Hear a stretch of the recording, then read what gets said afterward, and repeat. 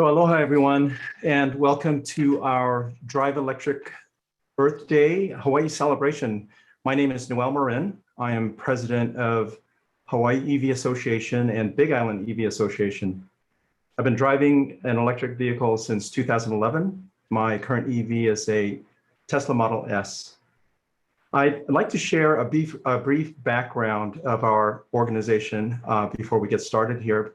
Back in 2011, a few of our Nissan Leaf owners here on Hawaii Island decided to band together. We formed Big Island EV as a means to support each other.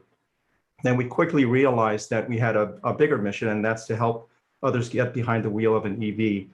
Today, Big Island EV continues to focus on education, community and business engagement, as well as local policy here on Hawaii Island. In 2020, leaders from Big Island EV, Kauai EV, and also Tesla Hawaii Club decided to band together and essentially allow for a collaboration that enables economies of scale, magnify our message, and also maximize our efforts. This is especially in the area of policy. I guess I should have forwarded the slides here. So I'm sharing here the homepage of our website, hawaiiev.org. We are the chapter of the Hawaii chapter of the Electric Auto Association. This is a group that was formed in 1967 to accelerate EV adoption across the US. We are all volunteer, nonprofit, and we welcome EV owners, EV curious, supporters of sustainable transportation across the state. And you can learn more about us at our website. We are honored today to be co-hosting this event with Drive Electric Hawaii.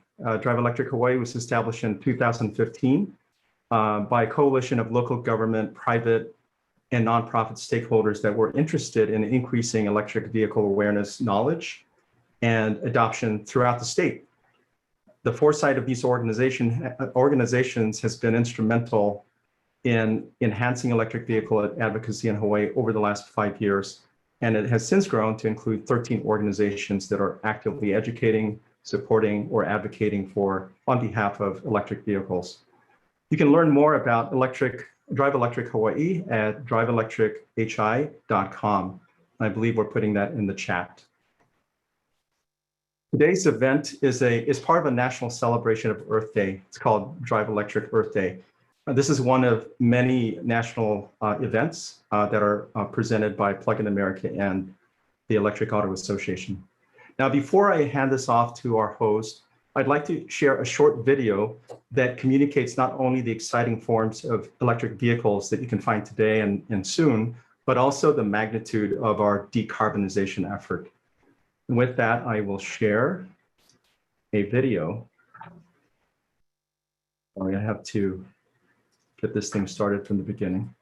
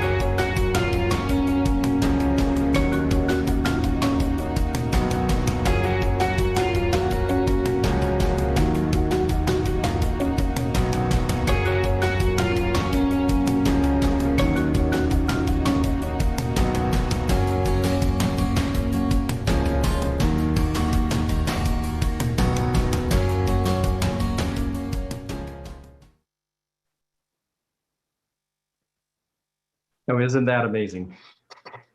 I'm always amazed when I see that. Give me a second here. With that, I'm going to hand things over to our host for the day, Hannah Shipman with Blue Planet Foundation to kick things off. Great, thank you, Noel. Good afternoon, everyone. My name is Hannah Shipman, and I am the Impact Project Director at Blue Planet Foundation. I'm excited to be here to celebrate and learn about electric vehicles alongside all of you in honor of Earth Week. As we can see on the screen, we're going to be talking about a wide variety of EV topics over the next few hours, so you'll want to stick around. We'll kick off with an EV 101 presentation from Sonia Koss with Kauai EV.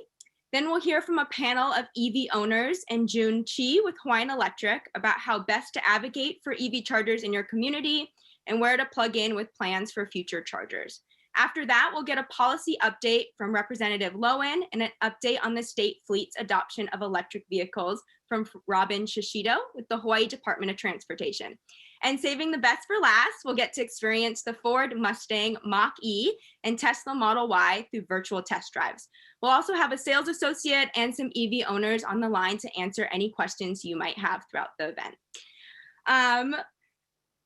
I want to go through a few housekeeping items before we get started. So I know we've all used a bunch of different platforms. Today we're using Zoom, and we're in Zoom meeting mode. So please double check that you are muted. There'll be a red line through the little speaker icon on the bottom of your screen. We would also love to see all of your faces. So if you're comfortable with it, please have your camera on. And then we're all gonna adjust our screen to speaker view. So in the top right-hand corner of your screen, you'll see a little button that says view. If you click on that, you can change it to speaker view. So once speaker view is on, you can slide that bar on the right to make the speaker icons larger or smaller for your viewing preference. And if you have any questions throughout the presentation, we do have Q&A time scheduled throughout the event. So please share your questions in the chat box as they come up so we can get to them during those Q&A times. Lauren will post the agenda link in the chat box now so you can all find it and navigate to that chat box. And if you have any technical issues with Zoom, please privately message Lauren Reichout or send out a general message in the chat box and she can help you.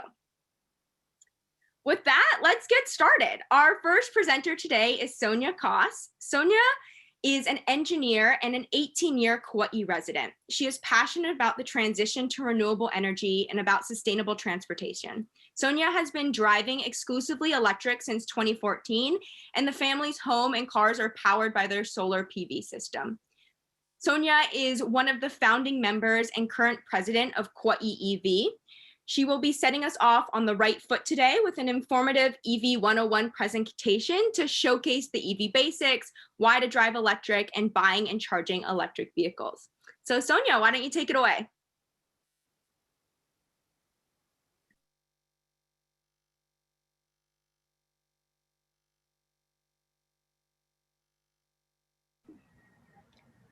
Aloha, I'm Sonia, and I'll just jump right in the middle. Why drive electric? Another slide, please. It's good for the, okay, another slide. Why drive electric? Well, it's cheaper, more fun, and especially good for the environment.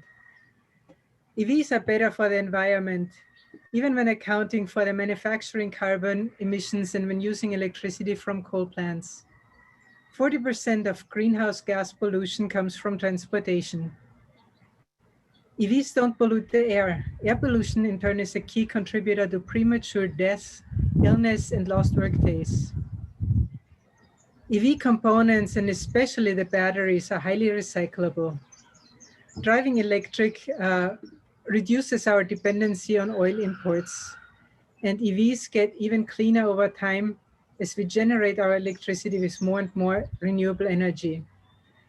Just a fun fact, did you know that 6 kilowatt hours of electricity are used to refine 1 gallon of gasoline?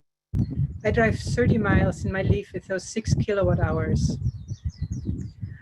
Slide, please. And EVs are really good for your pocketbook. They're super efficient.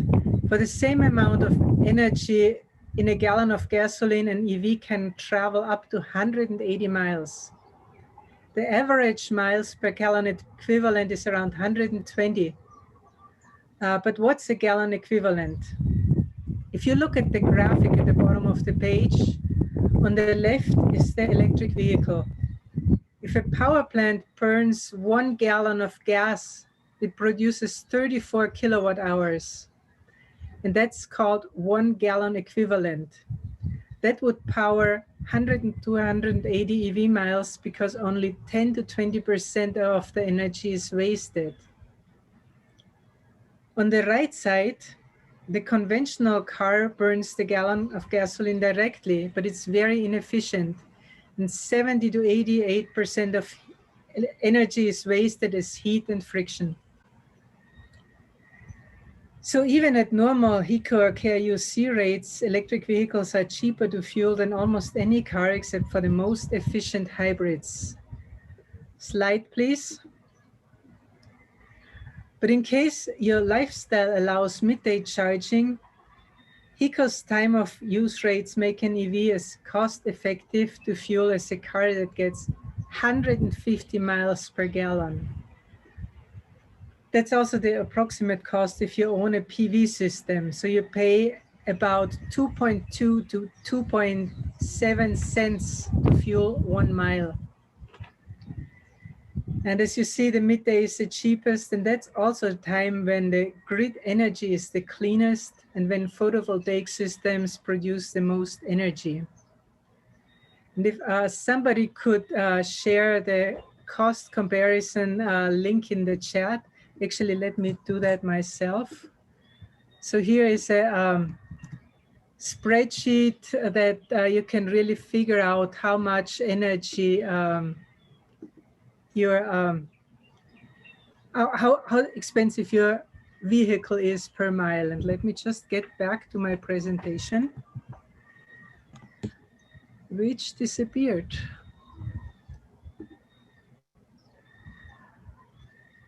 Sorry about that. I knew I shouldn't have gone to the chat.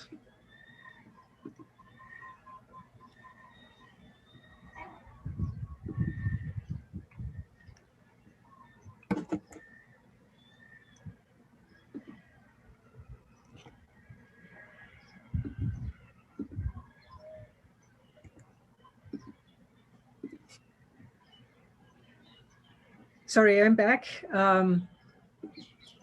So the next slide shows a Canadian study which found a 43% maintenance cost savings for an electric vehicle versus an internal combustion engine vehicle. Other research has shown more than 60%. Electric cars have fewer than 100 moving parts, whereas gas cars can have thousands. There's less to maintain and repair with an electric vehicle. This is great for the customer. It's pretty much tires, windshield washer fluid, and wipers, cabin air filters. There's no oil, no transmission fluid to change, no timing belt, no spark plugs, no muffler. And due to regenerative braking, the brakes last much longer.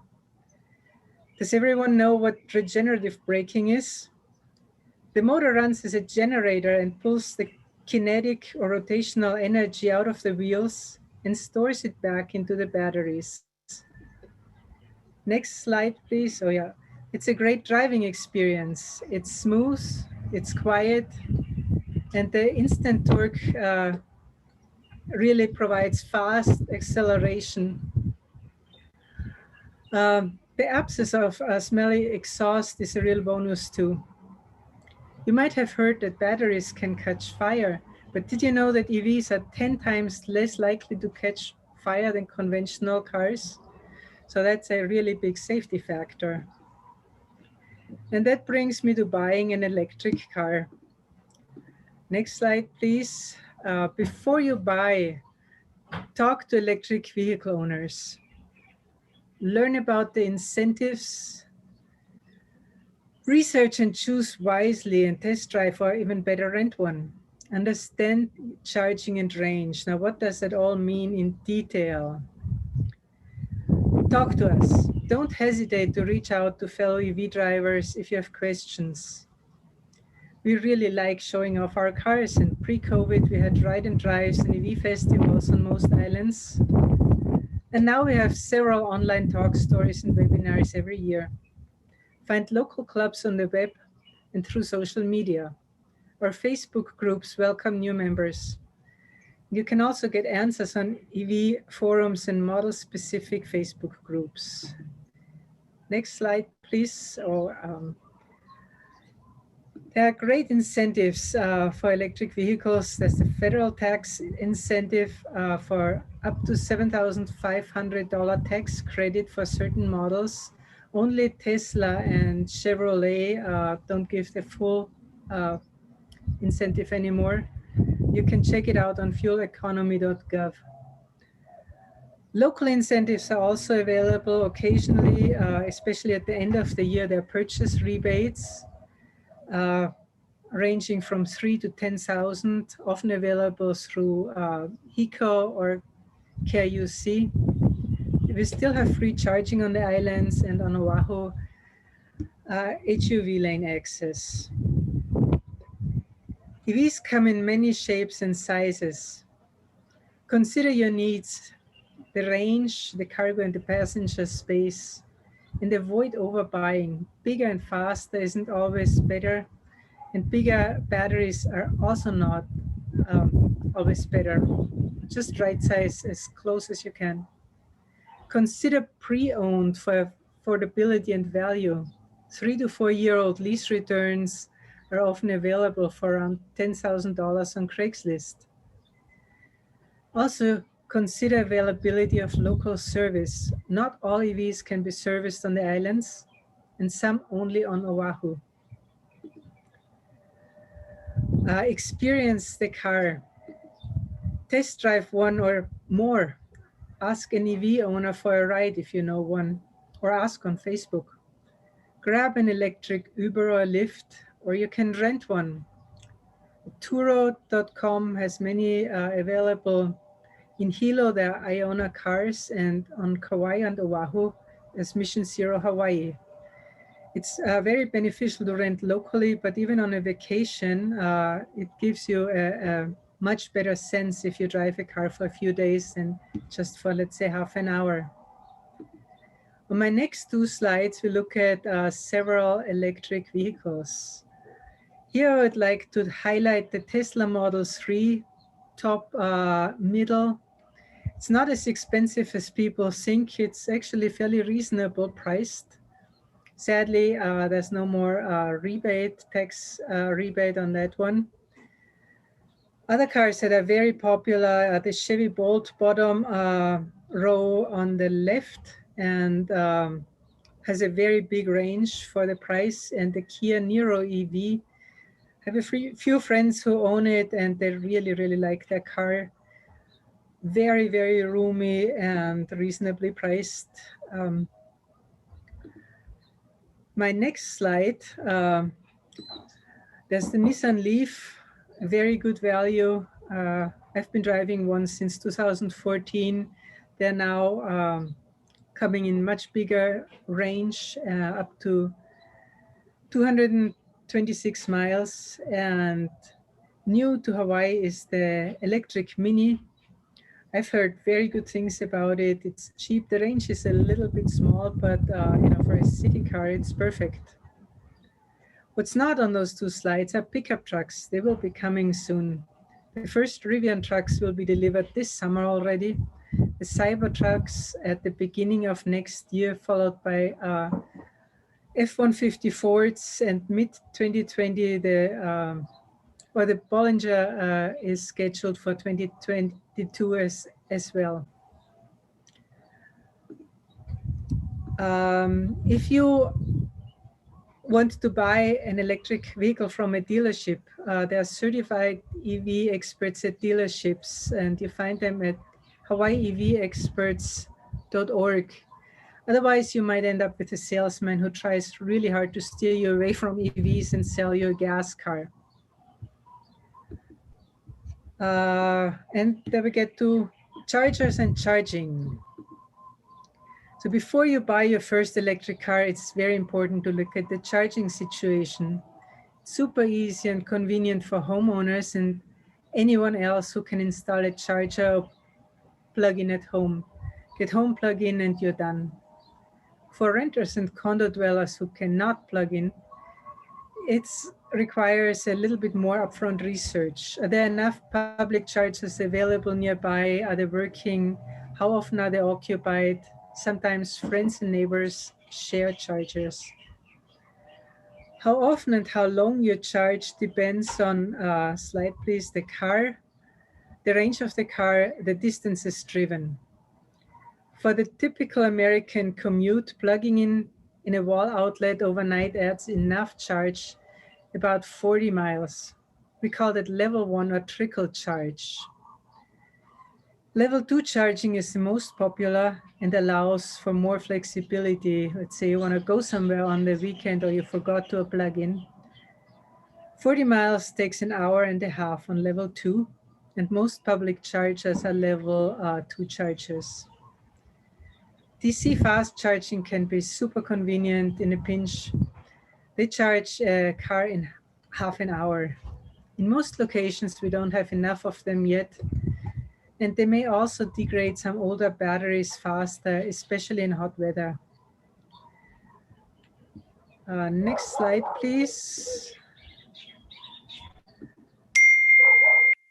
As I said before, home charging is super convenient and 80% of charging takes place at home.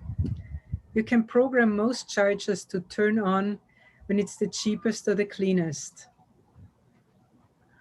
There's a federal tax credit of 30% on purchase and installation of the chargers.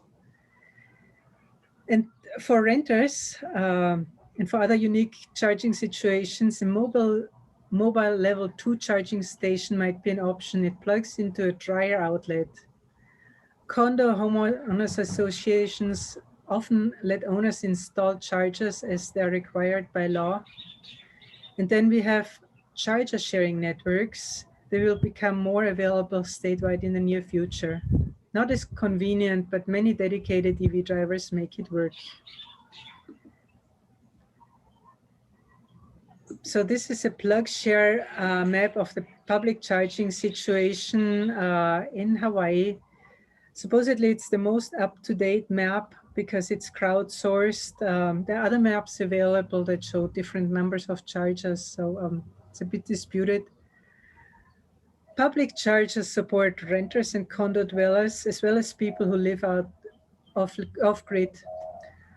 Older and shorter range models also greatly benefit.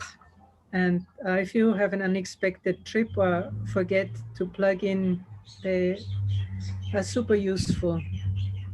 If you depend on the public chargers, some challenges to consider are the chargers may not always be available. They may be in use, not in repair, or iced. We call it iced if an internal combustion engine vehicle parks in front of a charger and blocks access for EV drivers. And we really will need to improve our public charging to support our growing numbers of electric vehicles. Next slide, please. This is the DC fast charging situation. As you can see, some rural areas are disadvantaged, especially Kauai doesn't have a single DC fast charger. The plug share apps and maps are very useful. I mentioned them before. And slide, please. The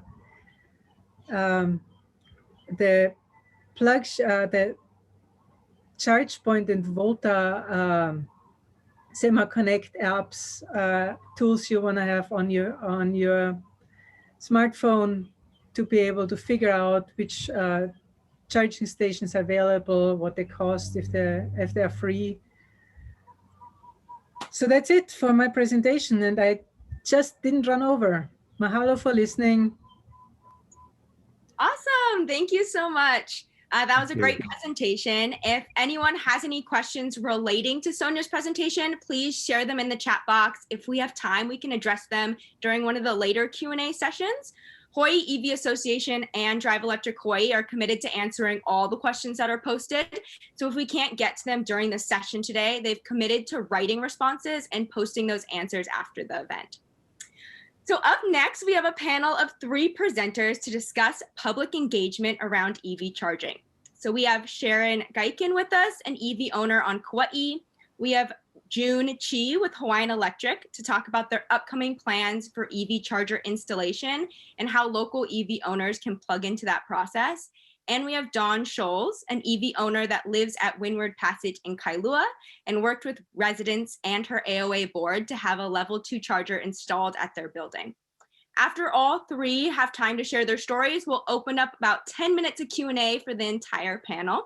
So please share your questions in the chat as they come up. So we're going to start off with Sharon. Sharon owns 2 electric vehicles, a Leaf and a Tesla Model 3, and is the current vice president of Kauai EV. Sharon has worked with 3 local businesses in Princeville and Kopa'a to encourage them to fix their broken EV chargers. Sharon, the floor is yours to tell us your story.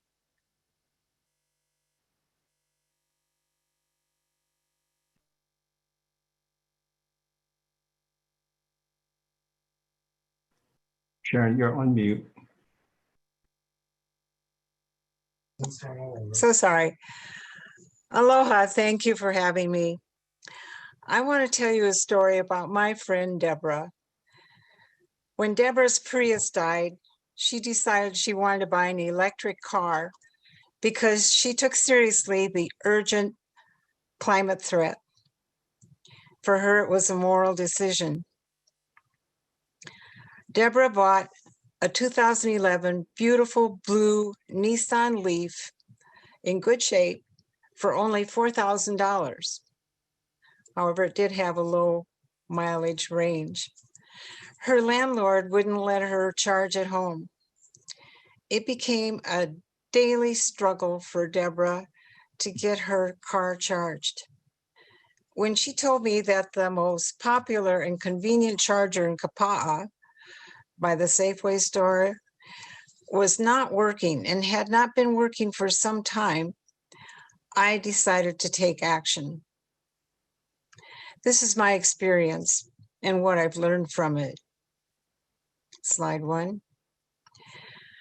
First of all, the non-working charger must be reported. They just don't get fixed by themselves.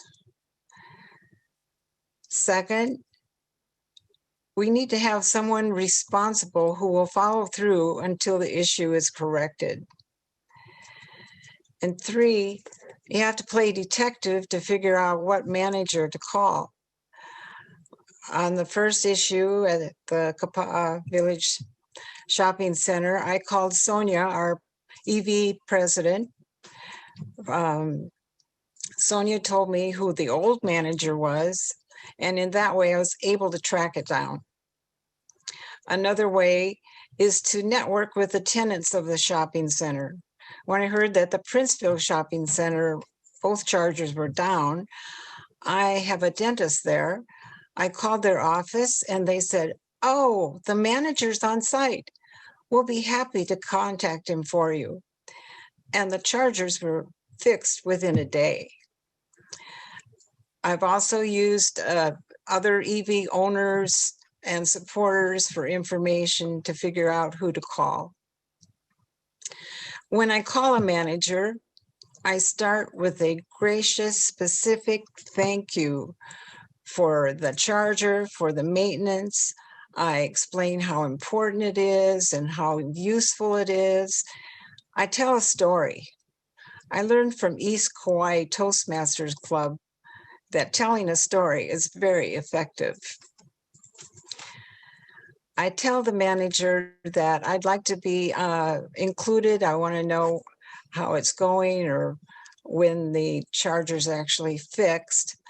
And if I don't hear from the manager for a few days, I might check back and see how it's going. It's important to call the manager and thank them when the issue is fixed. I have started a contact directory so that when I'm not available, someone else can step in and take care of the issues. And then when I'm driving around the island, and if I have time, I just drive by chargers to see if they're being used. Are they working? Are they being iced? And that is an internal combustion engine parked there, or is there an EV parked there and not charging? Just kind of figure out what's going on in our neighborhood. You know, everybody I contacted was cooperative.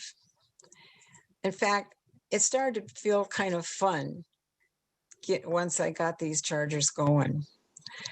But what if you have a manager that's not cooperative? Let's imagine a scenario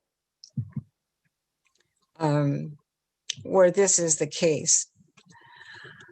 I recently read a book by the top FBI kidnapping negotiator. His name is Chris Voss, and the title of the book is Never Split the Difference. Next slide, please. I forgot to tell you about this. In order to make things run smoother, I'd like to see a couple improvements. Like, it'd be nice if we could hang a sign out of order on the charger and the date reported. In that way, owners wouldn't be wasting time stopping at chargers that are not running, trying to figure out, is it me or is it the charger? And I'd like to see a sticker where we could put our organization on or near the charger with a contact number so that we can address issues as they come up with the charger. So back to the next slide, please, on the Never Split the Difference book. So the very first lesson I learned is my attitude, the attitude. It's not the person that's the problem. It's the situation. The person that you may be negotiating with is not your opponent. Think of them as your counterpart. So one of the first tools I learned is active listening. By repeating back exactly what you heard, you're telling them that you know you are listening. And this is called mirroring. For example, what if this manager said, how can I justify spending money on chargers for only 400 EV owners?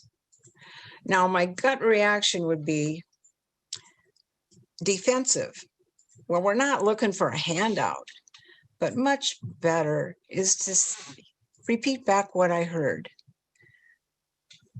I hear you're saying, why should you spend so much money on only 400 EV owners on the island? That's right. So let's label the feeling. It seems like I may have put you in a bad situation with my request. Get it out in the open. And then another tool is ask an open-ended question using what or how. I'm looking for information. I do not want a yes or no. So what if I said, what makes you think that the corporation, the county, the co-op is unwilling to maintain the existing chargers? And my counterpart might say, I'm expected to stay within the budget. Aha. Now I've got some understanding where he really is. I will label the feeling again.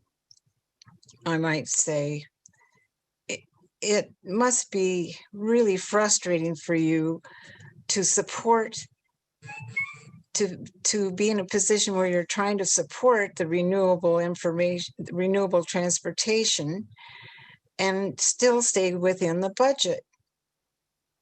That's right. Now I'm going to ask a no question. Would it be crazy for me to ask you, do you imagine that there might be a lot more EV owners in the future? Probably I get a no. And finally, my last open-ended question I would imagine to say is, how am I supposed to get these chargers running again? By asking my counterpart to help me solve my problem, I'm giving that counterpart value and a sense of power. This is called collaboration. Maintaining chargers, existing chargers, is very important. For our future and our new EV owners, for visitors to the island that might be renting from Mission Zero, where are they going to charge? From people for all economic levels that may want to buy electric, but have no other place to charge. For example, I really have met 2 homeless people living in electric cars. That's why I wanted to call the title of this speech, Pay It Forward for Public Chargers. EVs are for everyone.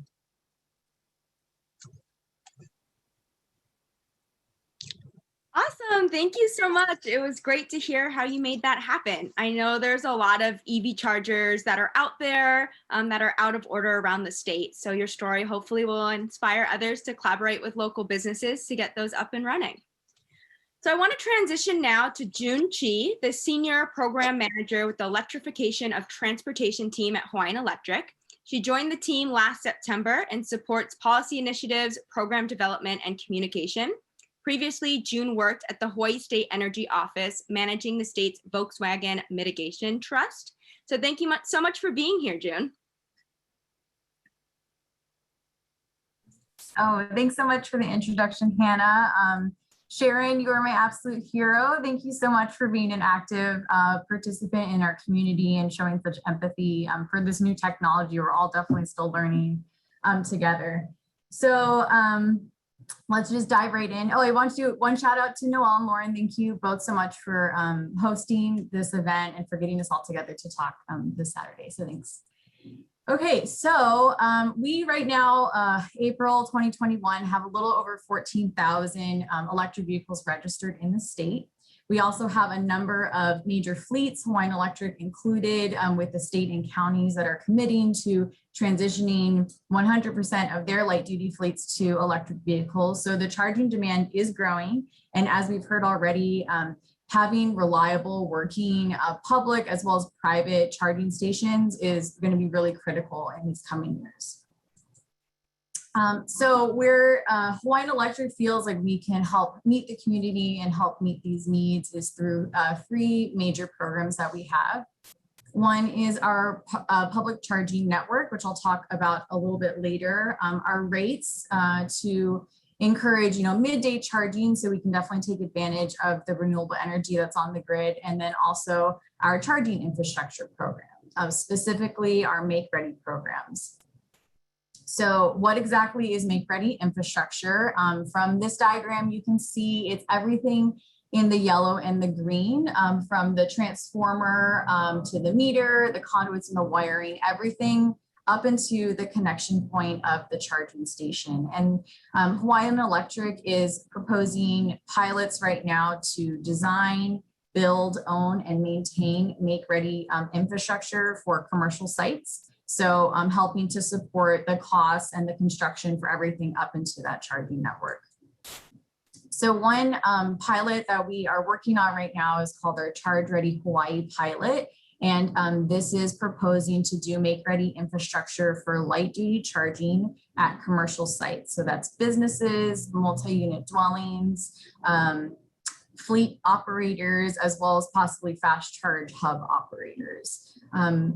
we're hoping through this program, we can get 190 additional charging ports across our service territory at an estimated 30 sites or so, and in a 3-year time period. So we saw that make-ready infrastructure was, really important, and the main objectives we can meet with this pilot. One is, supporting the cost and the complication of installing a charging station. A lot of commercial sites don't even know where to start, and it is quite costly. So we're hoping to help alleviate some of that burden for our commercial sites. Second is this pilot will really help the company actually refine our processes and being able to serve our customers and install chargers faster. So just the complexity of all the different building types, and then from our end, the administrative side of actually like getting that process through and involving all the other departments outside of the transportation department. And then thirdly, of course, our North Star that we're always looking towards is incentivizing renewable energy and helping to support the state's goals to meet our renewable energy targets. I failed to mention that this is currently an application with the Public Utilities Commission. We submitted it back in December 2020, so it's still being reviewed, but we're hoping to have a decision and order and approval sometime after May of this year. So be on the lookout for that. Our second program I'm going to talk about today is our public charging network. With a lot of EV drivers here, I'm hoping you guys have either seen our fast chargers or definitely used them, and I hope you had a positive experience doing so. But all the fast chargers that you're seeing are part of a pilot program that was approved back in 2013, and we were approved for 25 different sites. We have 21 installed to date, and we are looking for our four more sites to install. With the success of this pilot and a lot of lessons learned over these years, we are proposing to expand the program and make it permanent this fall. So we're going to file an application to hopefully be able to permanently maintain and operate chargers in Hawaii, and definitely add more fast chargers, but looking at level 2 as well.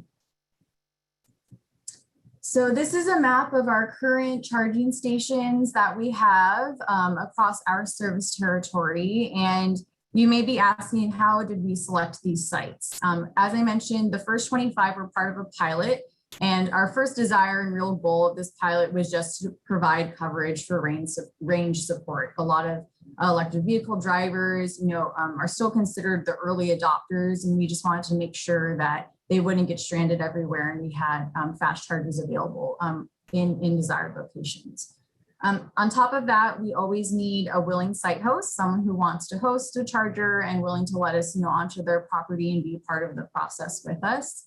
And we have to definitely consider the complexities of, possible electrical upgrades, construction, significant runs of cable, as those can increase the costs as well. For this next application for the expansion of our program, however, we're trying to look at sites in a more holistic manner, and we're developing an interactive story map and web tool right now to get feedback from the community. And we're going to launch the map in summer, and we're hoping to get feedback on desired locations where you guys would like to see fast chargers. Hoping also to get additional information on, your typical daily commutes or drive patterns that you make often, so we can really pinpoint priority areas. We want to also consider census tract information, ALICE communities, as well as, areas that may have a higher air pollution problem. All right, so plug in and be a part of the conversation. As I mentioned, the story map and interactive mapping tool is coming soon, so definitely want to get that information all out to you guys. And one way you can do that is signing up for our e-newsletter, and I'll drop this link in the chat so you guys can sign up. This is kind of what it looks like. It's just a little survey to get some information, and then I think quarterly we're sending out e-newsletters, or when we have a big announcement, so you'll get that information right to your inbox. And another resource and tool for you guys is our goev@hawaiianelectric.com email. We actually get a lot of really helpful information from the community. We get a lot of questions from people who own EVs or EV curious, and we recently trained our call center reps with an EV 101, so they can help to answer those questions and get you guys links and resources as well. So definitely use that email, and if it's something more technical or complex, it goes directly to the EOT team. So we're happy to assist you and get back to you. Okay, and another resource available to you guys is our fast charging webpage. We just launched this last month as well. It gives you an overview of our locations as well as our rates, and then also just some background information on the fast chargers, step-by-step of how to use them, and then some basic charger etiquette if you're new to that. And I just want to leave you guys with a couple tips for using specifically Hawaiian Electric's fast chargers. Please do make sure to check the status on the PlugShare app. Like Sonia mentioned, it's a really good resource. And our team, Hawaiian Electric EOT, we are actually the ones updating the status for our chargers on that. So if we know a charger's down or we're going to be doing maintenance on it in the next week or so, we will put that in there. So please just check that so you don't show up to a charger and it's down. We would hate for that to happen to you. Second, some new information. I would love to get your guys' feedback from any Tesla drivers or people who use adapters, is to be really mindful of the adapters you purchase. I know for Tesla drivers, they do have to get an adapter for the plug to use our fast chargers. And we're hearing that more third-party manufacturers are making those. They're sometimes causing issues with the wiring and the connection to our fast chargers and potentially to your vehicles as well. So just something to be mindful if you're not purchasing it directly from Tesla. And then third, be kind to your EV community. Please practice active charging. We're always encouraging people to stay with their vehicle if they can while they charge. Don't stay plugged in if you're not charging, or in the stall if you're not charging, so that everyone is available to use those. And with that, that's all. Thank you guys so much for inviting me here. And I can't wait for the discussion in the Q&A. Great. Thank you so much, June. It's awesome to hear there are opportunities for EV owners to plug into your EV charging sitting process. We appreciate you shedding some light on what that might look like in the coming months. So lastly, we have Dawn Shoals. Dawn retired out of Hickam Air Force Base after 30 years as a JAG. After she retired from the Air Force in 2010, she worked in Washington, D.C. as a senior executive for Homeland Security, and then as an administrative law judge for the Federal Energy Regulatory Commission. Her and her husband have owned a condominium at Windward Passage in Kailua for over 10 years. When they finally fully retired back to Hawaii in 2019, they started the effort to get an EV charger installed for their condo building. So Blue Planet made a short video about Windward Passage's efforts to install an EV charger. So I think we'll play that first, and then Dawn can speak to what she learned through this process.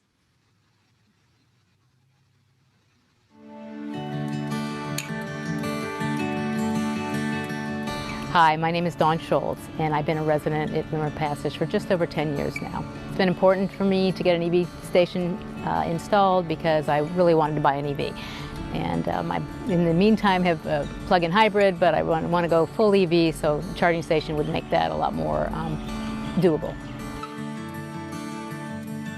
Some of the challenges we ran into initially in trying to get first was we needed to convince the board that this was the right thing to do for the building, and I think some things that helped, we assured the residents that the users of the EV charging station would be paying for the electricity, and in order to pay for the charging station itself, the state had some large rebates going on right now and federal tax credit, and all that was very helpful, and I think helped convince the board that this was the right way to go.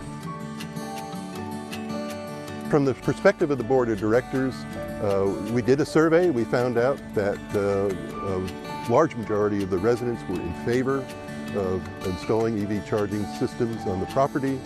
And two, it made financial sense because of the rebates. It did not cost us all that much money at the time and will enhance the value of property. So we finally wound up with two level 2 chargers from ChargePoint. Or we were looking for a system that wouldn't take any work from us. And the system that we're going to employ basically will take care of all the bookkeeping and just send us a check. It's installed and it is operational.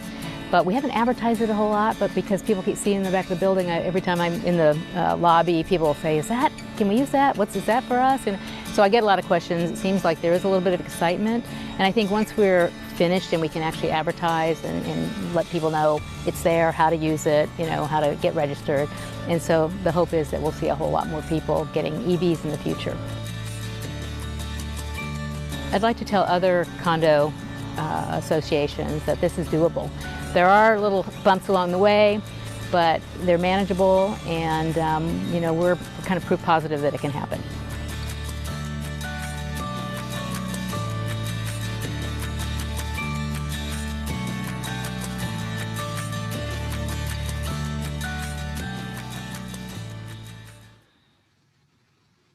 What a great story. Dawn, do you want to share a little bit more about this experience and the process?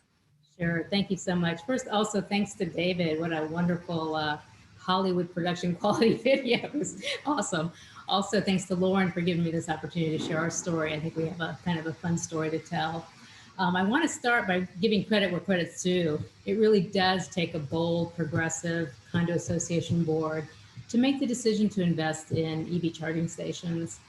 And Windward Passage's board was just that. And what made it even more remarkable is that Windward Passage is almost 50 years old, the building, and we have over 200 units and only 2 residents have EVs, had EVs at the time. So that was pretty remarkable that we got to make take this big step. So I'm going to give you a quick review of the steps we took, highlighting some of the things that helped, a couple of the bumps that caused us to have to regroup a little bit, and then some things that worked well. I worked very closely with the board, and especially the Vice President, Roy Wilkins. He was also the building committee chair too. But like most associations, our board members had very full plates. They're always juggling multiple projects. So it was crucial to have someone who could do a lot of the legwork for them. And not only was I motivated to bring this improvement to our community, but I had just recently retired. So I had a little bandwidth to take the project on. So that I think was important. And it wasn't that our association hadn't thought about installing an EV charger along the way. It's just that it was not high on the list of priorities when I started trying to encourage them to take the plunge. And this was in the late summer of 2019. But it's also amazing that we were able to complete this project in just over a year. And what really kept us on task and moving forward was that we knew that the generous state rebates and the federal tax credit had expiration dates. And so, in fact, the federal tax credit had been reinstated retroactively, but as we were starting our process, but was only available until the end of 2020. So initially, I knew I had to get smarter about our options.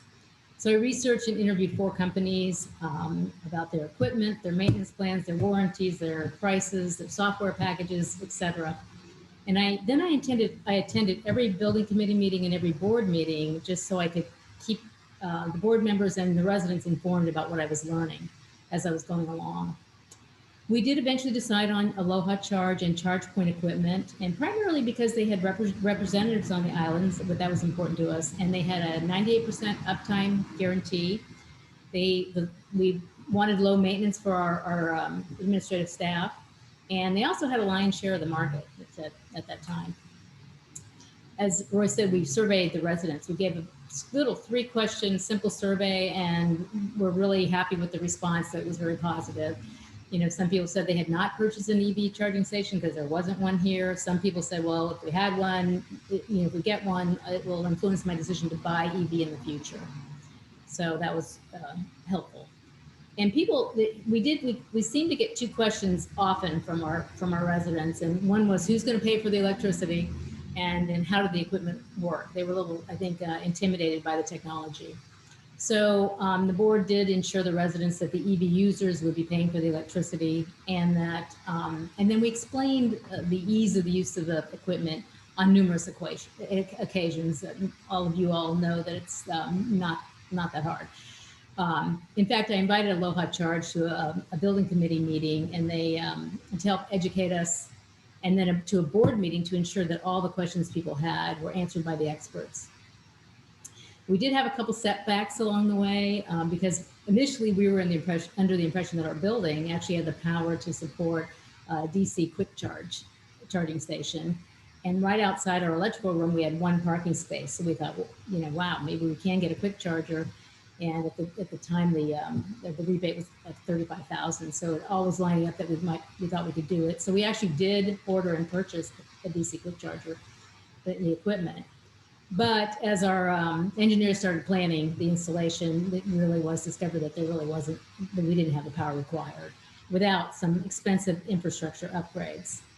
So we just pivoted back to the dual port level 2 charger, and the level 2 rebate, which was 4,500 at the time, required a dual port charging station. So that created another little obstacle because we only had one parking space back there. So you saw that we had enough room, thank goodness, to expand that parking pad to accommodate 2 cars. So this was a much less expensive project, of course, than upgrading the power supply. So we were also very lucky when it came to the permitting process. We've been told that it was going to take anywhere from 6 months to a year plus to get a permit, possibly. It actually took us less than 2 months once the building permit application was submitted to the city. So that was, and that allowed us to take advantage of that federal tax credit by the end of the year. So it was awesome. Our contract with the LOA charge not only included the purchase and installation of the equipment, the software, the warranties, but also a company to handle the permitting process, which really proved to be very beneficial. So finally, I worked with the board on making decisions on accessibility and pricing policies for the ChargePoint software. And now we're training our staff on how to use the software so they can register residents. And I'm happy to say we now have a 3rd resident who has an EV. So it took some persistence, some perseverance. We built it, and I'm optimistic that more will come. So thank you very much. Great. Thank you so much. What a fantastic panel today. I learned so much, especially on ways to better advocate for EV chargers here in Hawaii. So we're going to open up for some questions now. We'll start with questions directed to this panel. So please share your questions in the chat box and we will pull from there. So my first question is for June. Are we exploring the opportunity for service station owners to adopt DC fast chargers? Service station owners like site hosts that'll host the chargers? Gas station. Oh, gas stations, absolutely, yeah. If they're a commercial site, they could definitely take advantage of the make ready, or if they want to host a Hawaiian Electric fast charger, we'd definitely be open to that conversation. Great. For Dawn, how much did it cost to install the EV chargers at your condo before and after the rebate you took advantage of? Whoa, I don't know if I can do that math in my head, but I think the level 2 was about 16 or 17K. Permitting process is about 4K. And then we got, and that 16 to 17 was installation too, equipment and installation. And the rebates required you to get 3 years of software package and warranty. So that all was included in that. And then we got 4,500 back from the rebate. So I can't do the math in my head, but. No, that's perfect. Thank you. Okay, this one is for Sharon. Are you adding information about down chargers into the PlugShare app so drivers have information that way? That's a great idea. And no, I haven't done that, but I'm interested in implementing that process. Great. And then back to June, how can EV owners find the interactive web tool when it goes live? Yeah, definitely sign up for our e-newsletter or email us there, but we're definitely going to do a really large, community outreach push to make sure we get a lot of participation in that. So please sign up for the newsletter. Great. And then for Sharon, do you know who the charger owners went to fix their chargers? Did the manufacturers send someone, or was there an electrician or company they called? And then we know a big issue is that EVSE property owners don't know where to go when they find themselves in this situation. I do not know. For me, it's a black hole. The managers did not share that, and I didn't pursue it, but I'd like to know. What was the second part of that question? Yes, the second part. Did the manufacturer send, Oh, did I say that? Did you answer that one? Did the manufacturer send someone, or was there an electrician or company they called? I have observed repairmen at the Wilcox Hospital chargers. So it was a local person, so they do call someone. Okay, great. This one's for Sonia from the audience. On Kauai, is there a recommended place to purchase a 240 volt charger? Sonia, you're on mute.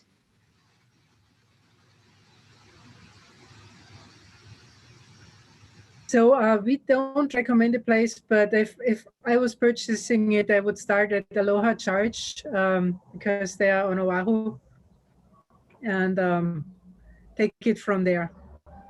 But as a club, officially, we have no recommendation where to purchase it. Okay, thank you. So another question, is there any single solar panels that can charge EVs like they use with RVs when they're off the grid? I don't know, maybe Noelle or Sonia for that one? Not a single solar panel, and not at the moment. There's some very exciting cars coming that are covered in solar panels. They have like 5 square meters of solar panels on them, which enables them to, charge up maybe 30, 40 miles per day when they're parked in the sun enough. But in general, we plug in directly at our solar panels, but we have 24 of them that cover our garage roof.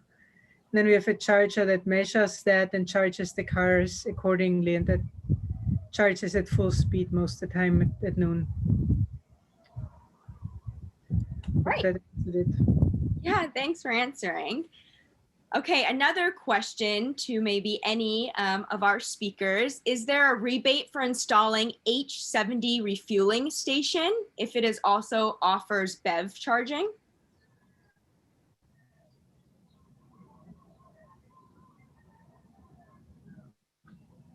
I don't, I can just say I don't believe there's a rebate in Hawaii for a hydrogen fueling station. So I know the utility definitely doesn't have anything in place, and I don't think there's a state program for that either. Someone can correct me if I'm wrong. Great. Some other questions. We had one more was, how long can an electric vehicle sit and not be driven?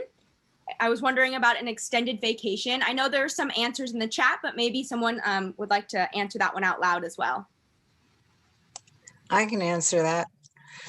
Great. I typically spend 6 months away, and we have a Leaf on Hawaii.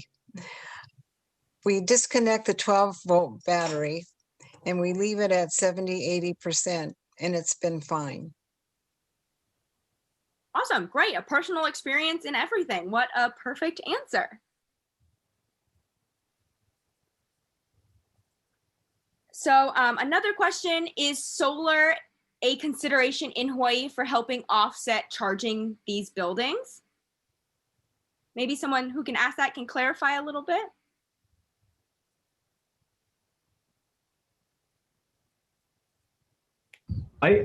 Noelle here.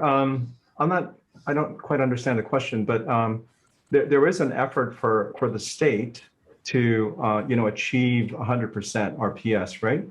So that would mean that so it's not just solar. There are other renewable energy sources that are eventually going to take place here that would allow us to remove our dependency from fossil fuel. So I guess that would be sort of like an indirect way of answering this. There's a lot of incentive to do that, both for the right, for the reasons of the environment, but also, financial. So, I mean, that's my take on it. And anyone else from the group who can respond to that? Great, that was perfect. I did see in the chat from Sandy, can I just drive my EV once a week without affecting battery? Yes, I believe so.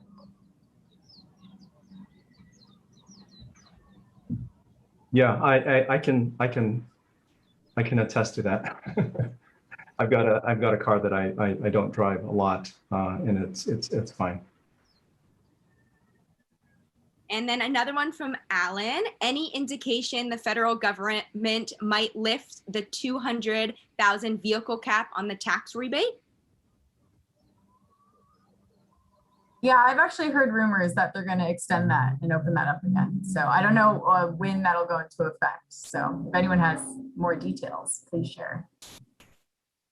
I think if we can all just wish that it happens, it may ultimately happen. But I think the indications are there. The administration is very bullish on the electrification of transportation as well as renewable energy. So fingers crossed, it'll happen. Perfect. Okay, it looks like we're just about out of time for questions. Thank you all for those. So let's move on to our next section where we'll hear a couple of updates from the state level. So some of you may know we're winding down to the end of the state legislative session. So we'll get an EV policy update from State Representative Nicole Lowen. So Representative Nicole Lowen represents House District 6 on Hawaii Island, Kailua Kona to Holualoa. She is the chair of the Committee on Energy and Environmental Protection, chair of the Environmental Caucus, and a member of the Climate Change Mitigation and Adaptation Commission. Thank you so much for being here, Rep. Lowen. Aloha, thank you. And just 1 second here to share my screen.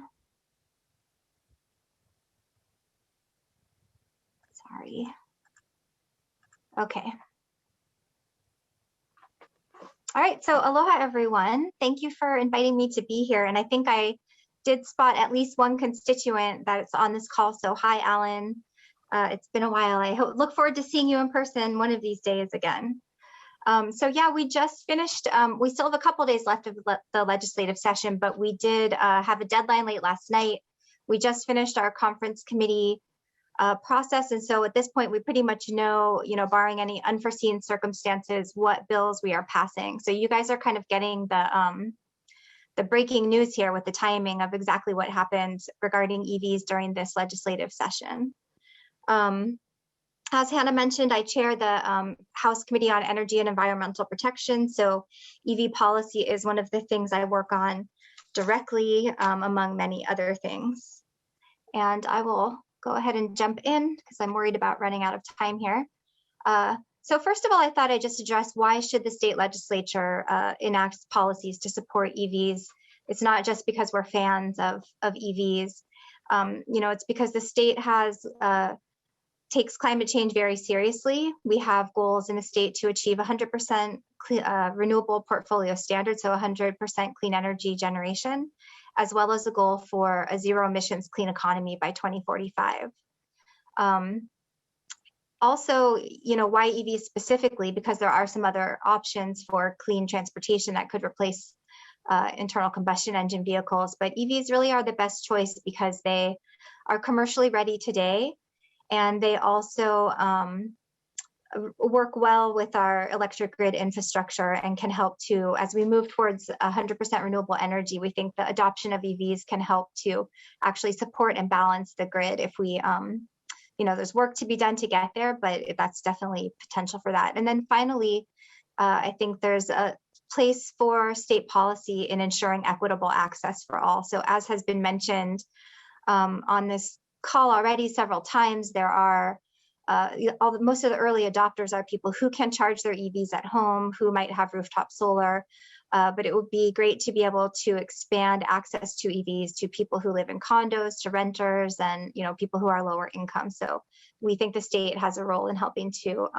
ensure some equity in that regard.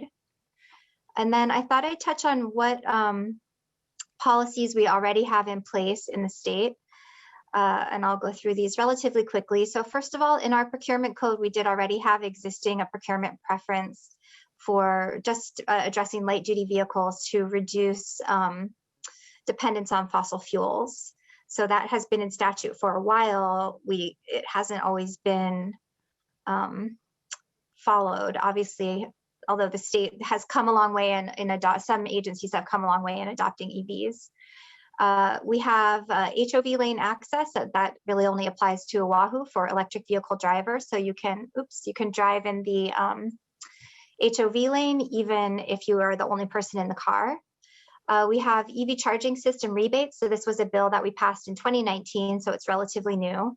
And those are focused on providing rebates to multi-unit dwellings where multiple people could use them. So condos like we just heard about from Dawn, to charging system installation at workplaces, and then also for other publicly available areas that where they can benefit more than one person. We have existing statute that allows the state to engage in performance contracting. So this is just facilitating the financing of procurement of electric vehicles, electric vehicle infrastructure, and also renewable generation systems that might go along with that. Then at the city and county of Honolulu, at least, they did adopt some building code requirements to require a certain amount of EV-ready parking stalls for new construction. And I'll come back to this again later because I think we do need to do more here. Again, as we heard from some people in the prior panel, the cost of retrofitting to provide for that infrastructure, the make-ready infrastructure, as June mentioned, is a lot more expensive than if you just build it into the design of the building up front. And so, this is something they have at City and County of Honolulu. I think it's at 25%, but we would like to see that expand and also apply to other counties. We do have the Hawaii State Energy Office. They are tasked with promoting and supporting adoption of clean transportation. We have an existing state law that also requires for larger parking lots over 100 stalls that are places of public accommodation that there's a requirement of at least one charging system. We've heard about that. I think some of the mention of charging stations not working might be some of the ones that were installed pursuant to this law, this requirement. And so we've actually passed some legislation this year to hopefully deal with the chargers not being in working order, and I'll get to that later. And then finally, I thought I would mention our renewable energy tax credits, because again, being able to afford to put a PV system on your rooftop if you do live in a single family home is often the thing that leads you to then decide that it makes sense to also purchase an electric vehicle. So that's some of what we have in place now. And now we're getting to the exciting stuff. So these are bills that we just passed this year. The first one, House Bill 552, this mandates state fleet transition. So the goals that we adopted are for all light duty vehicles that are passenger cars to be zero emissions by 2030, and for the rest of light duty vehicles from state fleets by 2035.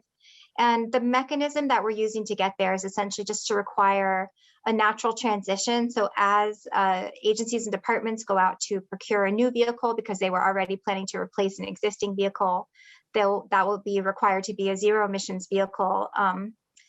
I think by 2022, pretty quickly for passenger cars, because that's already available on the market. And then for other types of light duty vehicles, the requirement for that would be as soon as practicable, but no later than 2030. So that is kind of an exciting bill that's been worked on for a long time, and we're really excited to have passed that. We also passed House Bill 1142, the EV charging rebates that I mentioned prior. When we first passed that in 2019, we gave them a finite amount of funding to implement that program. That all got used up. And we worked really hard this year. It was especially challenging in what we call a COVID year here at the legislature to come up with any money for these things, but we figured out a way to shift 3 cents of barrel tax from some of the other special funds it was going into, where it doesn't always get used up, to fund the EV charging station rebates, it'll end up being quite a significant amount of funding. And then we also added a $100,000 appropriation for some bridge funding. And then there's a part 2 of this bill that came from a couple other bills that had been heard earlier in the session in both the House and Senate, but ended up not making it to conference. So the part 2 of this bill includes enforcement provisions it requires for those EV charging systems that were installed pursuant to that requirement to have at least one in every parking lot of over 100 spots.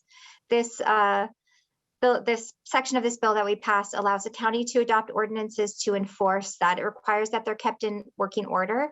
And it also clarifies that it would be like a traffic infraction, like a normal parking ticket, if someone parks in a stall equipped with the EV charging system while they're not actively charging. And then it also requires that for any new installations of EV charging systems pursuant to that law, that they should be at least level 2 and network capable. We also added preferences to the procurement code. So this didn't end up on here. This was in House Bill 552. We added preferences to the procurement code for medium and heavy duty vehicles, so that when those do come on the market, the preference will be for medium and heavy duty vehicles also to choose ones that reduce dependence on fossil fuels. These are, there was a bill passed for state employees to have a preference to rent EVs while on official business. SB 932, this expands financing options through the GEMS program that already exists to electric vehicles and electric vehicle infrastructure. Sorry, I'm moving quickly because I'm getting my time warning here. And then finally, I wanted to throw in this Senate Bill 1402. This doesn't relate directly to electric vehicles, but I think it's important to, from the perspective of state policy, to remember that we are not just having a goal to transition every car on the road to an electric vehicle. We also want to support multimodal transportation, public transportation systems, walkability, bike lanes, etc. And then finally, these are just kind of a list of things. These sort of came out of bills that have been introduced but haven't passed or haven't gotten very far, but things that we will certainly be considering further in the future. One is better planning of infrastructure, so making sure that infrastructure is being installed where it's needed, especially if there's pukas in the system, that there's some areas that are undercovered by availability of EV charging stations. I think June mentioned some of this, like just coordinating the time of use of charging to make sure that we're maximizing the use of renewables and that it's contributing to grid stability.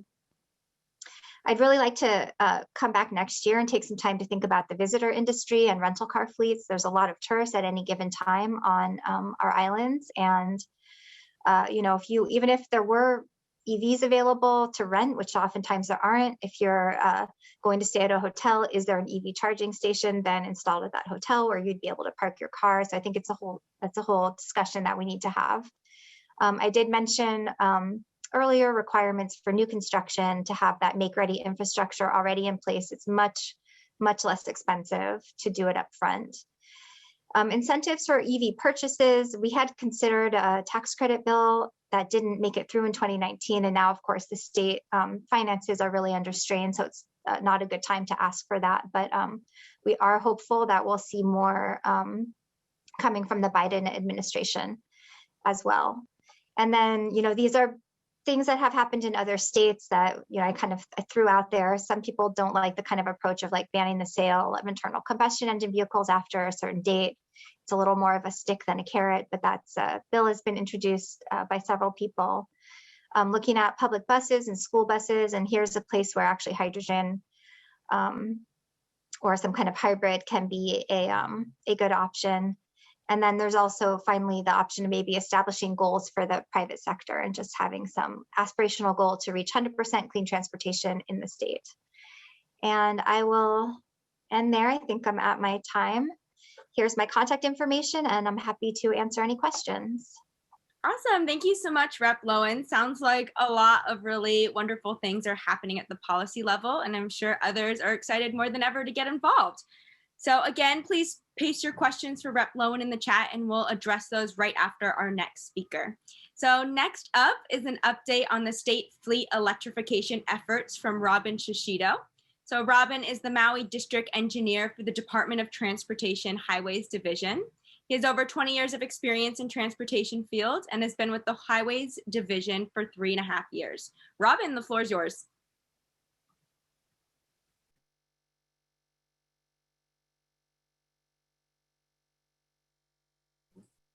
Hi, good afternoon, everybody. Sorry for my unmute button. Again, I'm with the Department of Transportation Highway Division, and being with the Highways Division, we're happy to be leaders as we transition our fleets into EVs. And I'm also happy to say personally, I've also made that transition myself. So I've have an EV and gotten rid of 2 of my gas vehicles. So looking at our existing fleet, we have about 300 light duty vehicles spread out to our district offices throughout the island. And over the years with budget constraints and so forth, our fleet is aging. We haven't been able to replace it, in a 10-year recycle period that we like to look at. And so with that, maintenance costs have been increasing, every year as our fleet gets older, and in order to keep it going.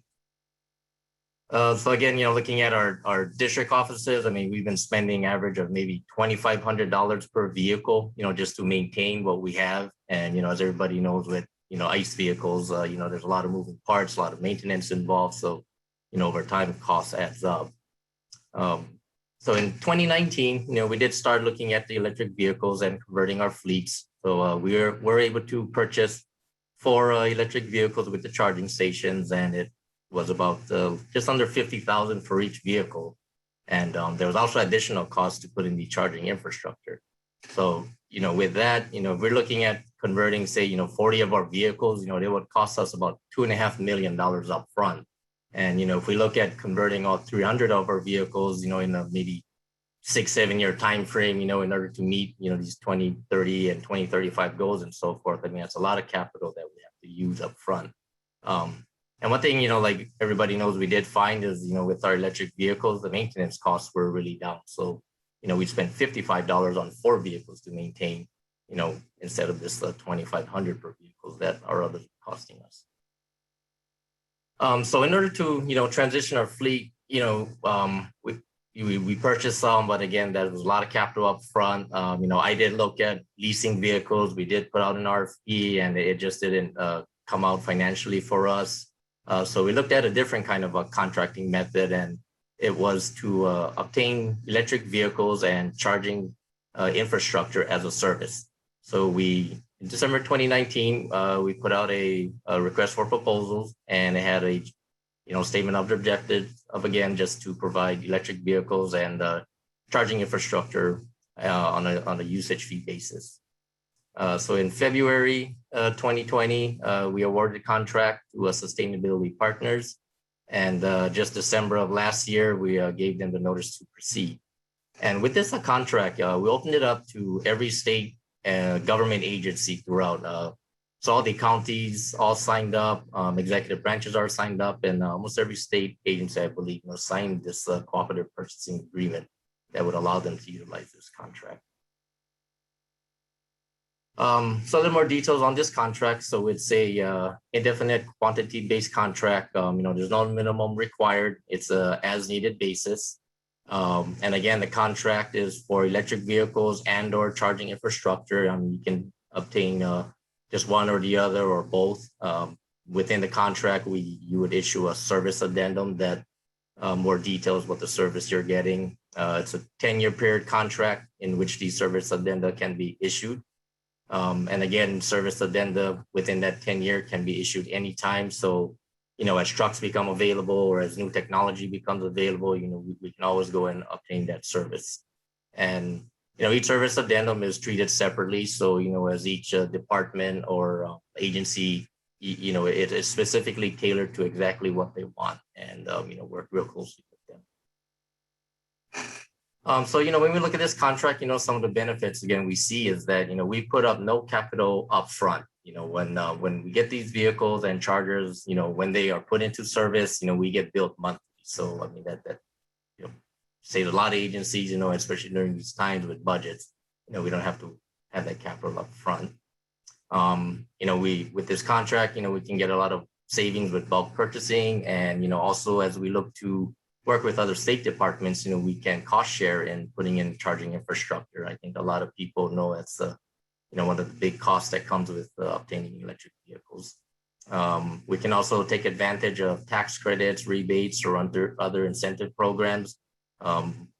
With this contractor, they have a service fleet provider, and they have contacts with all the major commercial vehicle providers. So, whatever's available commercially can be available to all the state departments or government agencies. as I mentioned earlier, once trucks become available, I mean, that's the next big thing that's going to come out, and that's what a lot of state agencies have. So as those become available, we'll be able to obtain those services. And again, as I mentioned, another benefits is being able to take a lot of these aging ICE vehicles out of our fleets, and just saving on the maintenance costs alone is a huge benefit for state departments. So right now with this contract, the State Highways Division, we've executed a service addendum to obtain 43 electric vehicles and 43 charging stations that's going to be throughout our district base yards on all islands. We received our first vehicle last week, Tuesday, and we got another 8 more delivered this week. And going forward, we're going to get about 5 vehicles until that 43 is fulfilled. Right now we did get, a 1-for-1 electric vehicle with charging station, for 2 reasons. One, to set us up for the future as we do obtain more electric vehicles. The charging infrastructure is already there, and also to help people as we transition. I guess the range anxiety and the fear of not having available charging and so forth. So that's why we ended up getting 43 or a 1-for-1. But as we move forward, when we look at converting the remaining of our vehicles, we will be looking at right-sizing our fleet, right-sizing the amount of chargers that we need. So with this first 43 vehicles and charging stations, we're going to collect a lot of data that tells us our driving patterns, charging patterns, and so forth, and where we drive, and maybe where we might need additional chargers and so forth. And also, the Hawaii State Energy Office, they already participated using this contract. They also got their first vehicle on the Tuesday that we did.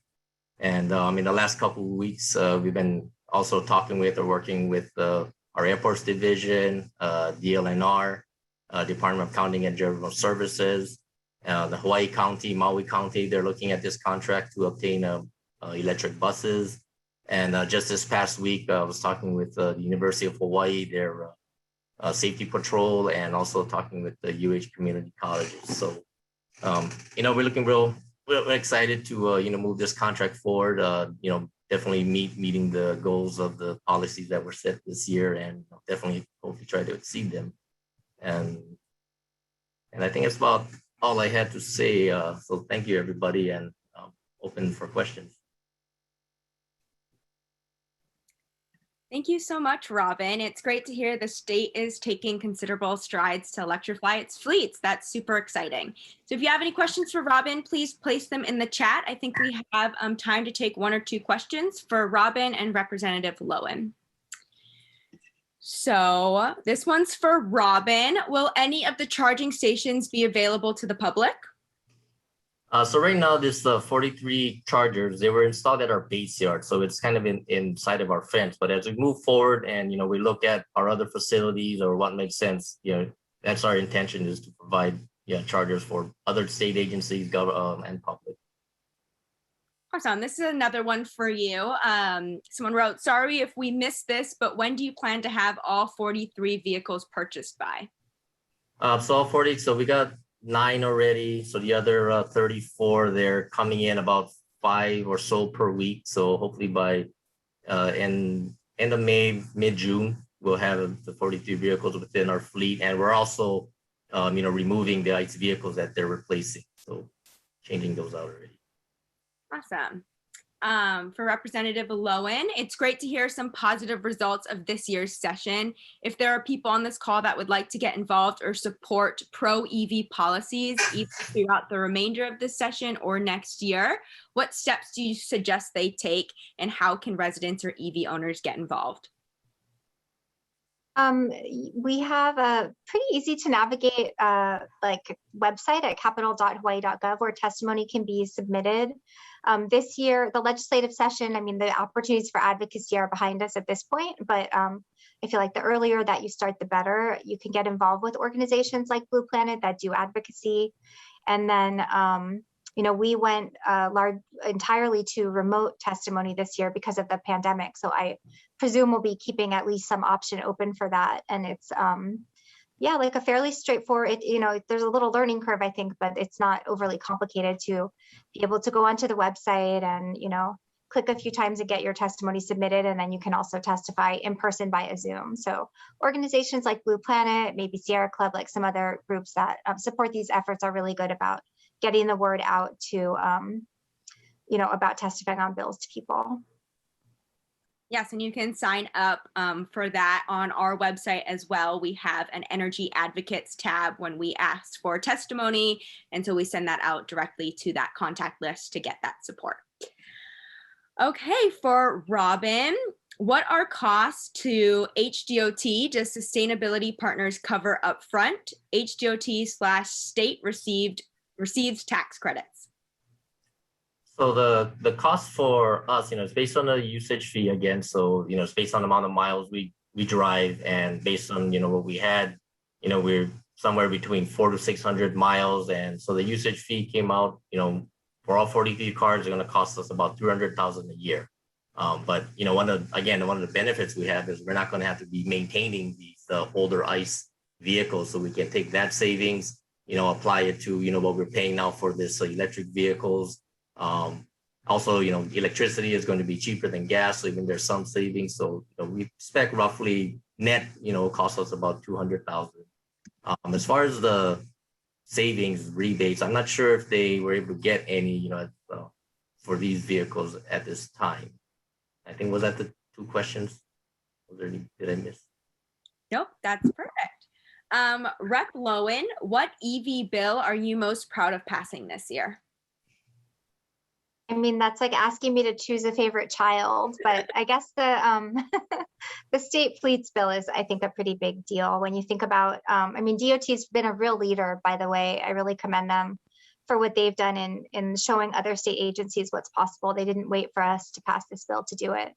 But, when you think about the size of the state fleet, I think it's over 5,000 vehicles between all the different departments and UH and DOE and all the EVs that will get on the road, and how many more people will just by being a state employee have the opportunity to have that experience and drive an electric vehicle. I think it's not only is the state leading by example and doing our part, it's also going to save taxpayer money. It's a lot cheaper for the state not to have to maintain all the vehicle, such lower maintenance costs and lower fuel costs as well. And then, I think it'll really get the ball rolling downhill on more broader adoption of EVs with the general public. Great. Okay, for Robin, by chance, are we tracking employee perception regarding EVs? It may be good to determine perception shifts over time from them and their families. I don't know if we're necessarily tracking it, but, I think by obtaining these vehicles and, opening up to our employees and they can see the benefits, or, really, I think the range anxiety is what, prevents a lot of people from, wanting to get EV. So, we think, opening or having these vehicles available and people being able to experience it themselves, it will definitely help make that shift. Okay, our last question today, this one's for Robin. Any cyber trucks on order? Love to see DLNR roll up in one of those. Lifeguard trucks, question mark. So, right now, there's no trucks available yet, but yeah, DLNR, we've been working with them. They provided a lot of their data on their driving and, what their needs will be, so we can be prepared, or the contractor can be prepared for them.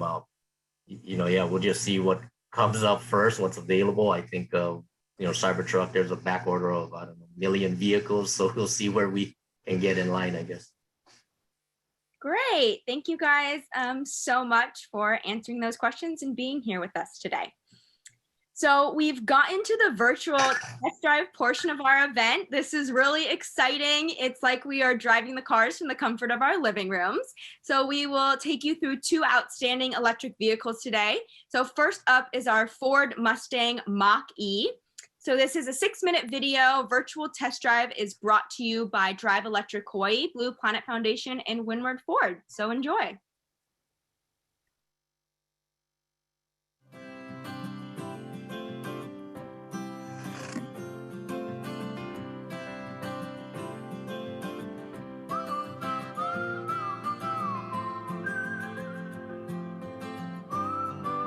Welcome to beautiful sunny Kailua. I'm Bill Casino, and this is the new Mustang Mach-E fully electric car. Just brand new for 2021. We just got it in. Ford has done some wonderful things with this. As you take a walk around front here, you can see that they have incorporated the Mustang logo and the front end, so you know it is a Mustang. It is an SUV, four-door, does hold 5 passengers. When we start off at the front, you do see that there is storage underneath, a little compartment here for using as a trunk. The panels inside of here are removable. The nice thing about this is it is a cooler. It does have a drain right in the center here, so you can fill this with ice, fill it with whatever beverage you want or any foods that you want to stay cold. As we come around up front, you do notice the cameras and the sonar and the sensors for parking up front. It has a full 360, so you can look at your entire vehicle from the screen inside. It does come with either 17, 18, or on the GT Sport model, 20-inch wheels that are all aluminum with 2-piston brakes on it. Very sports car. Come around to the side, you have a little button that's right here that you push, and the door pops open. You open up the door, and it is very wide inside. You can see the leather-trimmed interior. You can see that it is a big screen on the inside, which we'll go over later. But it is a very spacious vehicle compared to other SUVs and sport type vehicles that are out there. There are 2 different levels of batteries that are in this vehicle. You can either get the 68 kilowatt or the 88 kilowatt. It also comes in either rear wheel drive or front wheel drive. Your 68 kilowatt gets about 250 to 270 miles equivalency, and your 88 kilowatt can go up to almost 300. All depends on how you drive it, is how much mileage you're going to get with it. One thing I really like that they've done is inside of here where you charge your battery, instead of having the lights on the hood, you have the lights that are right here that will light up blue when the battery is fully charged when you have it plugged in. It also has given you the option of either using a regular level 2 charger or a level 3 charger. So when you get into the vehicle, you push the brake, push the button, and then the fireworks start. You do have your main screen here, and if you push the little car up here, home, this will take you to the home button. That shows you the 3 different drive modes. Engage, which is your best for economy, your whisper, which is your normal driving conditions, and unbridle is your sport mode, which gives you better takeoff, and it does brake you faster. You do have down here propulsion sound. As you know, most battery or electric cars are quiet. This will actually gives you the sound of a generator as you drive. Ambient lighting will change the color of the lights inside the vehicle when the doors open. And we're on 1 pedal drive, which means you only use the power pedal to drive, and when you take your foot off of it, it will automatically stop when you're approaching a stop sign or a stoplight or a situation. You do have camera, parking, access, driver assistance, which this also has your auto hold for when you're going up or down an incline when taking off, and traction control. The cameras are nice because you do have 360 all the way around, or you can just take a look at the front, so when you're pulling into a parking spot or nervous about how close you are to another vehicle. Up at the top, we have our menu, and you can see where it says phone pairing, radio, tells you when your next EV charge is due and how long it'll take and where it's at.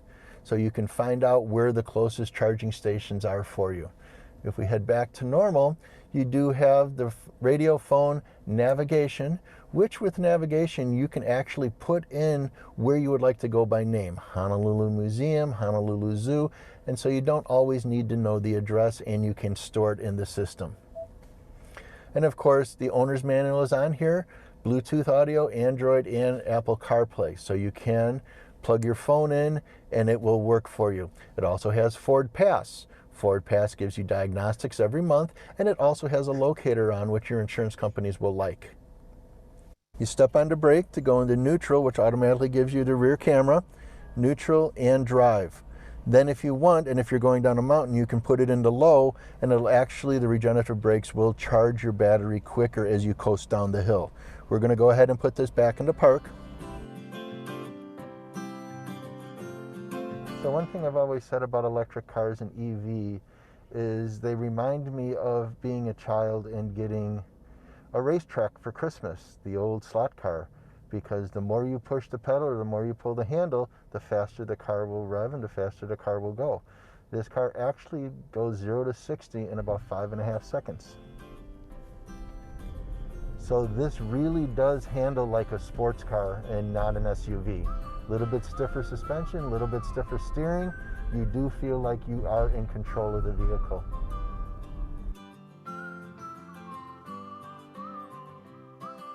Even when coming up to turns, you just take your foot off of the pedal and you can slow yourself around the turns without stepping on the brake.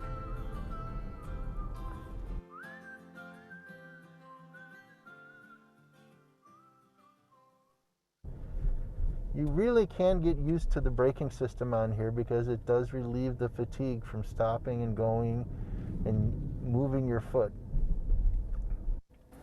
The cameras are nice because you do have 360 all the way around, or you can just take a look at the front so when you're pulling into a parking spot or nervous about how close you are to another vehicle. I would thank you all for watching. Any questions you have, please feel free to give me a call or stop by at Windward Ford in Kailua. Aloha!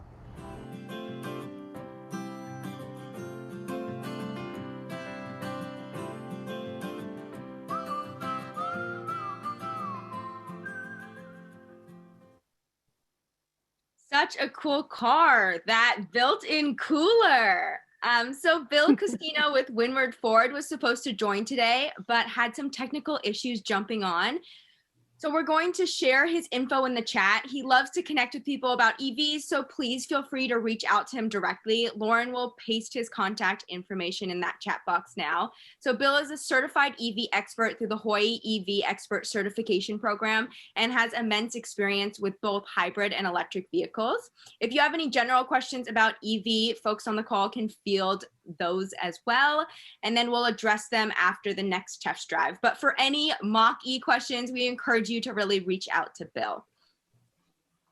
So next we have a virtual test drive of the Tesla Model Y brought to you by Nanette Vinton with Tesla Hawaii Club and Hawaii EV Association. So Nanette has been an EV owner since 2013 and currently has 2 Teslas. So Nanette, let's see this EV. Thank you, Hannah. I actually have driven the Mach-E and I really liked it. So if anyone's looking at EVs besides Teslas, of course, I definitely recommend trying out the Mach-E. But for now, let me share my screen and we'll get on with the virtual test drive for the Model Y. Hi everyone, I'm Nanette Vinton with the Tesla Hawaii Club, and this video provides a brief overview of the Tesla Model Y using one of our club members' cars, as well as instructional videos you can find on the Tesla website.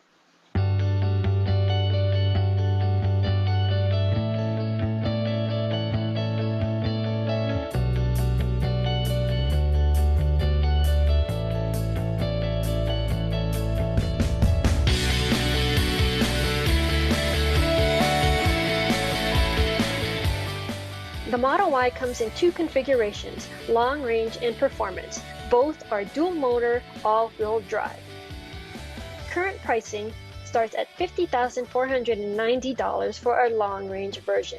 And you can order one online or visit the Ala Moana or International Marketplace Tesla stores.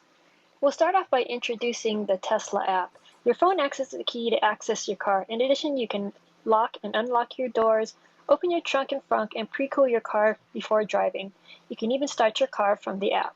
Another important feature is the ability to check your charging process in real time and start and stop charging. The app also allows you to locate your car and schedule service. In addition to the phone key, you can also use the key card to unlock and lock your car. Simply place the card underneath the side camera to unlock the car and then tap again to lock the car. Now let's look at how much storage the Model Y has. All Teslas have a front trunk or frunk since there's no engine there, and you can see how much storage you have by the amount of items that he's taking out from the frunk. Now take a look at the back trunk, which has a lift gate. You can even put the seats down, the lever in the back, to create even more cargo space. There's also an additional area under the trunk floor for more storage. Now we move to the interior of the car. This car is a 5-seater, but there's a 7-seater available with another row of seats behind the back seats. Overhead is a beautiful glass panoramic ceiling. The controls for the car can be accessed using the user interface screen as well as the steering wheel controls. The steering wheel controls offers one way to control your audio or your media player. You can even activate voice commands to tell your car to do just about anything. Show the backup camera.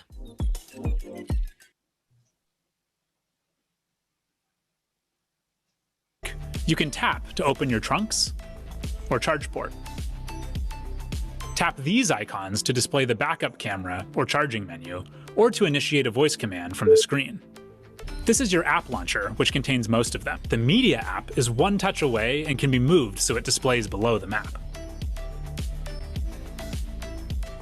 You also adjust your climate from here. Just tap for front and rear defrosters, heated seats, or to turn on climate control and reveal the climate menu. Point the connector at your car and press here to open the charge port.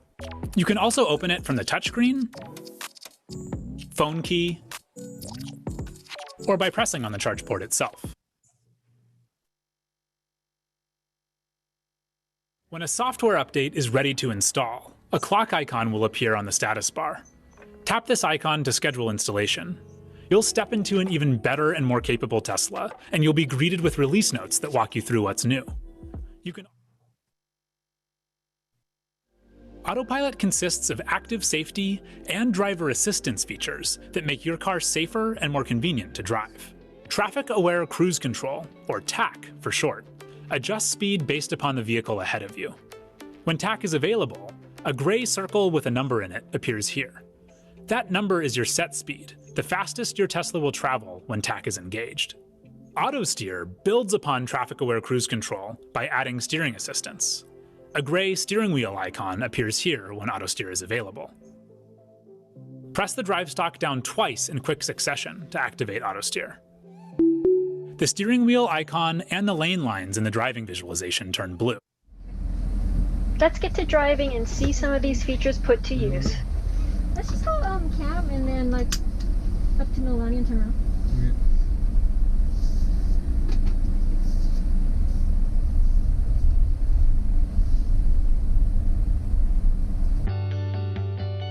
The Model Y is a fun car to drive. Besides the instant acceleration that all Teslas are known for, the Model Y has smooth handling, a quiet drive, and is one of the safest cars out there on the market.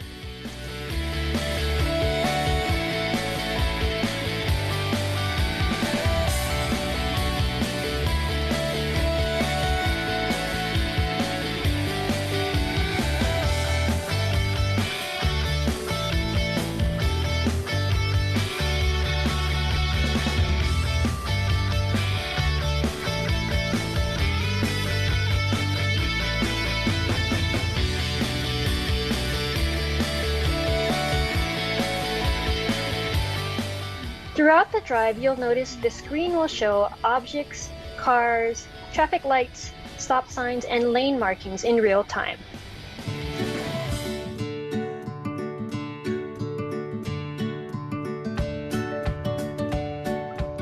Auto Steer is now activated and the car is driving itself.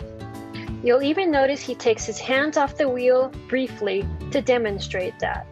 However, it is required that you have your hands on the wheel at all times when using Autopilot.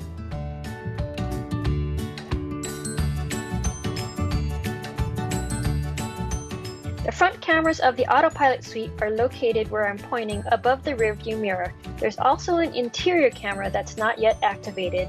There are side and rear cameras as well as a radar in the front of the car that make up the Autopilot suite. You may notice that he disengages and re-engages Autopilot throughout the drive. Autopilot is not autonomous driving. It is a driver assistant feature and drivers should be ready to take over when needed.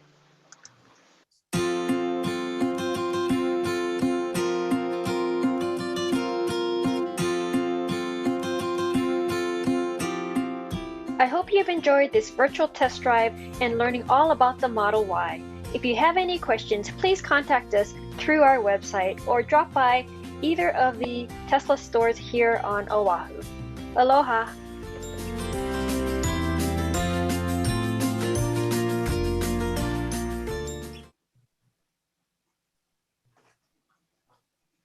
Great, thank you for sharing that. That was super awesome. What a cool car. So we have a couple of minutes left to ask any questions specific to this EV model or really any lingering questions from the webinar today. So you can use the chat box or unmute yourself. As a reminder, any of the questions that are shared in that chat box will be answered and shared back with the group following the webinar. So I see some in the chat about the Tesla. So asking if, Tesla services on Maui. So right now there's a service via mobile rangers. So they'll actually come out to your home or your place of work and they'll service your car that way. If it's something that the mobile service can't service, they'll ship your car to Honolulu, and that goes the same for the other islands as well. Oahu is the only place that has a real service center as of now.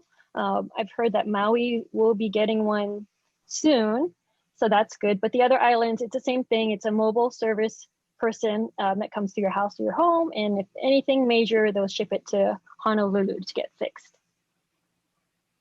Great, thank you. Another question in the chat for maybe Robin or June. Dale is wondering, are there plans for charging stations at state parks?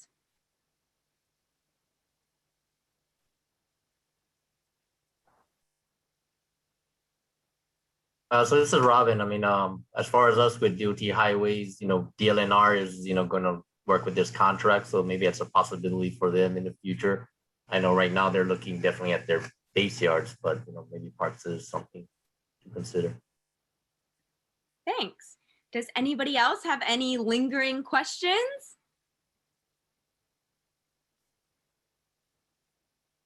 You can throw them in the chat or unmute yourself. Last chance.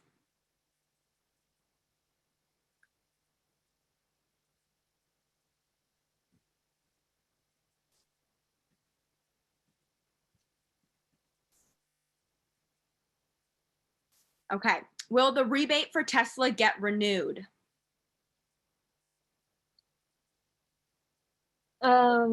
We hope it will be. I think if you're talking about the federal tax rebate, my understanding is that it's for all EVs. So even for Chevy, as well as Tesla, that'll open it up for the rebate to come back for Teslas. Awesome, that's what we like to hear. Is free parking for EVs being considered? Maybe I should take that one. At least at the state level, the free parking benefits that were in statute had a sunset date on them, and that sunset date passed, so those expired. And I don't think there weren't bills this year to reinstate them, and there have been challenges with them. So I don't know. I think there's some opposition to it politically. So it doesn't look like at this time, anytime soon, they'll be reinstated. But I would rather see us have a real incentive, a financial incentive, spread out the charging infrastructure, et cetera. Great. Another chat. What's the price of H70 and H&L, Honolulu? I don't think there's publicly available hydrogen for sale in that way. There is the hydrogen fueling station at Servco, but that is free to the people who drive the Toyota Mirai. And the other fueling stations for hydrogen, I believe, are on the military bases. Again, I'm not 100% sure, but I'm fairly certain that that's the case at this point. Thanks, Lauren. Is any work being done to train local workers to service EVs?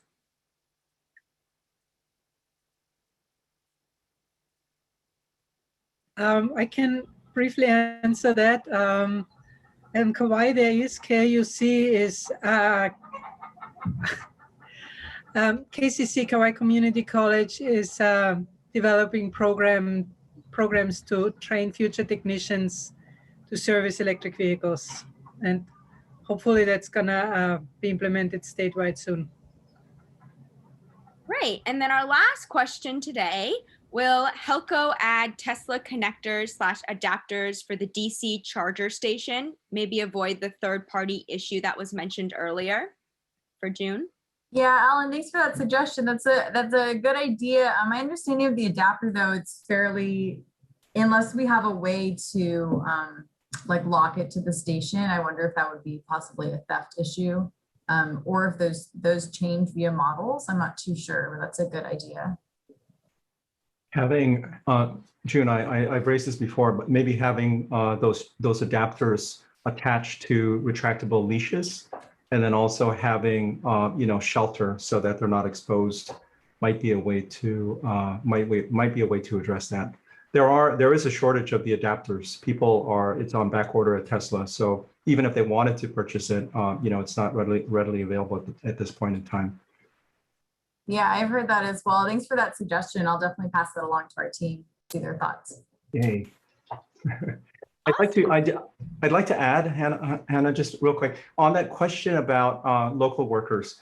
And this goes back to Nicole, what you were mentioning as well about the importance of the the equity angle, and just making sure that as we're electrifying our fleet, electrifying ground transportation, that we do it in a way that allows it to be available to everybody, right? So public charging infrastructure, for example, is a very important strategy for the democratization of the electric car.